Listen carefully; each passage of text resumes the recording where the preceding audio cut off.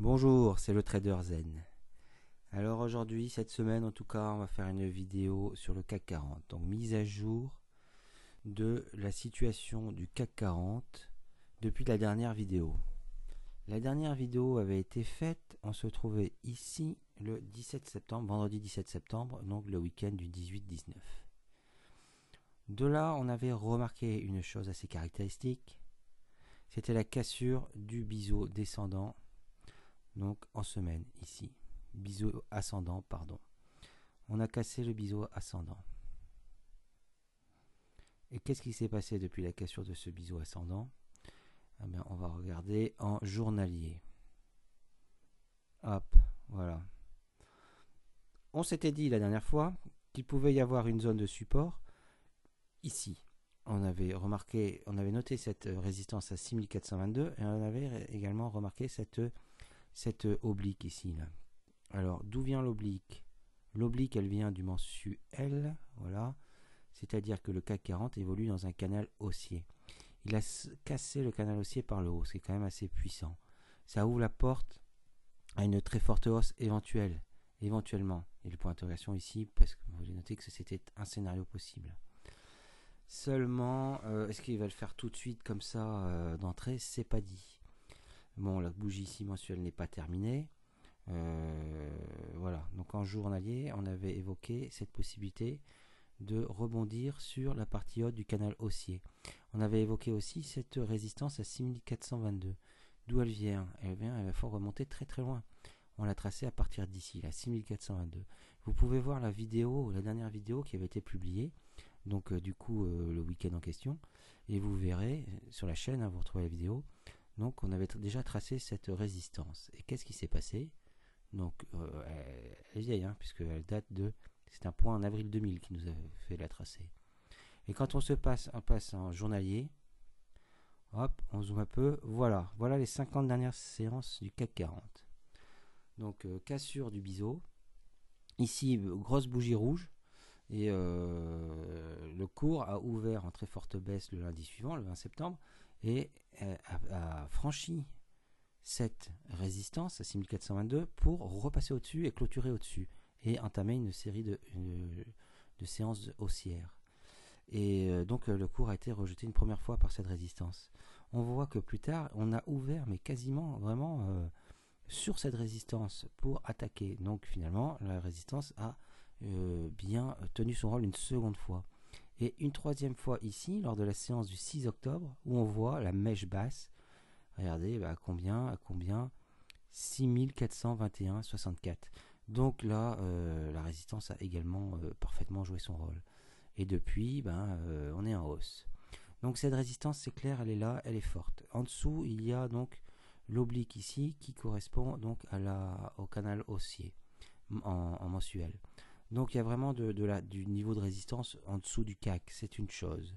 Ensuite, si on regarde au-dessus du CAC, qu'est-ce qu'on trouve au-dessus du CAC? Allez hop, je me remets en semainier, 200 unités. Et on va trouver une résistance ici à 6944 qui en gros matérialise les plus hauts historiques, alors si on ignore les mèches. Et donc ça va être une résistance costaud quoi, ça va être costaud. Donc là on a des zones de support en dessous, peut-être pas de résistance, mais j'aime bien du support qui est en dessous des cours. Et là une zone de résistance forte qui correspond au plus haut historique. Plus la partie inférieure du biseau ascendant qui là aussi va jouer un rôle de résistance.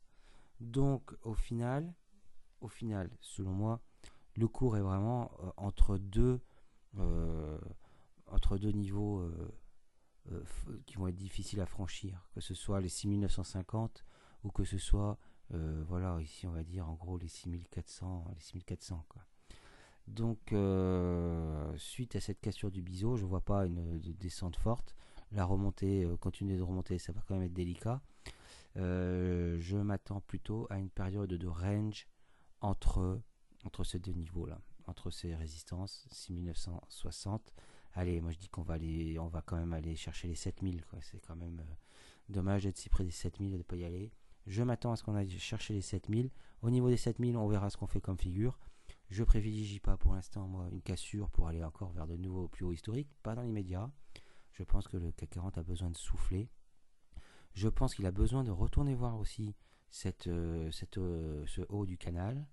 Donc je m'attends à un range. Voilà, donc on verra sur les semaines qui viennent. Allez, jusqu'à la fin de l'année, un range, c'est sur quoi je vais jouer.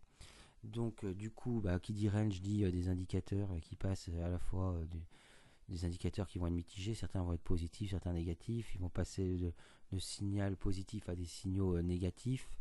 Bon, en tout cas aujourd'hui, si on regarde la situation, c'est le cas. Le MACD, on va dire qu'il est plutôt neutre. On a le stochastique qui est sur le point de donner un signal haussier. On a le RSI au-dessus des 50 qui n'est pas en zone de surachat pour l'instant. Et l'ADX qui baisse et qui nous confirme que on est plus de moins en moins en tendance. De là, on peut affiner même le scénario si on s'intéresse aux indicateurs techniques. Moi, ce que j'attends de voir, c'est lorsqu'on va venir au niveau des 7000, que les 7000 vont rejeter les cours, vont former peut-être une nouvelle figure.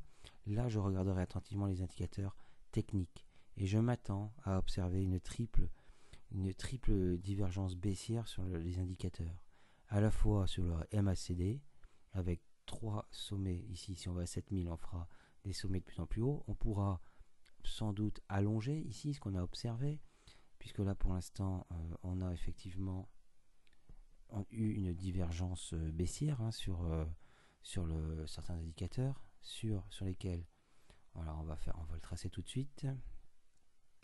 Hop, on va le faire plus beau que ça, ce sera plus sympa. Hop, ici on va le faire, ça c'est quelle couleur? En gris. Bon, en gris ça fera l'affaire pour l'instant. Hop, on l'aura ici sur le RSI. Hop, donc je vais pareil supprimer l'ancien trait. Hop, mais on pourra l'avoir aussi sur le stochastique, sur le MACD, enfin bref, je le passe très vite. Un sommet à 7000 pourra faire un troisième plus haut avec des indicateurs qui font des sommets de plus en plus bas. On aura une triple divergence baissière. Attention, là il pourrait y avoir du support. Ça ne veut pas dire que ça va forcément baisser derrière, mais il va y avoir des signaux dans tous les sens. Ça peut être un gros combat entre les haussiers et les baissiers. Et ça peut arriver vers ici, quoi. Ça, c'est si on continue à monter. Maintenant, on n'a toujours pas été tester le bas du canal. Je pense qu'on peut à tout moment retourner dans l'autre sens, aller tester le bas du canal. Bref, je privilégie un range ici. Nous verrons ce que ça donne. Il n'y a pas grand chose de plus à dire. Enfin, on peut continuer à rester avec moi quand même. On va regarder.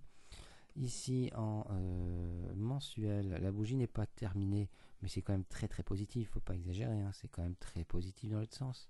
Le Evergrande, on ne le voit pas trop. Hein, donc, il faut quand même garder du recul par rapport à tout ce qui se dit. Personnellement, je privilégie les graphes plutôt que les articles et que les commentaires, puisque généralement, plus c'est alarmiste, plus généralement il y a des chances qu'on continue à monter.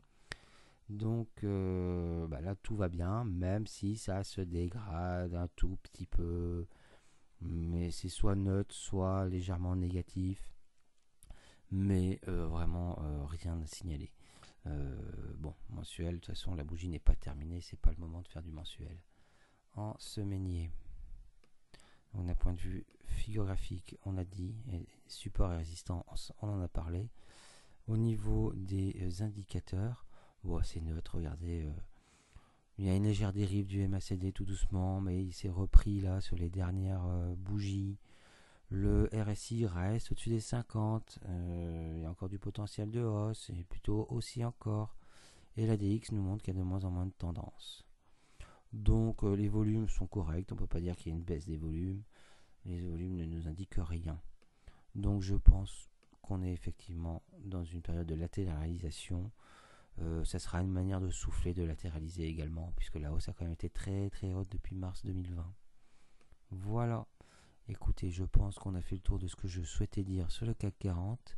N'hésitez pas à liker, à faire des commentaires, à vous abonner. Les prochaines vidéos, ce sont certainement des vidéos sur des titres en particulier. Je vous souhaite une bonne soirée et à bientôt.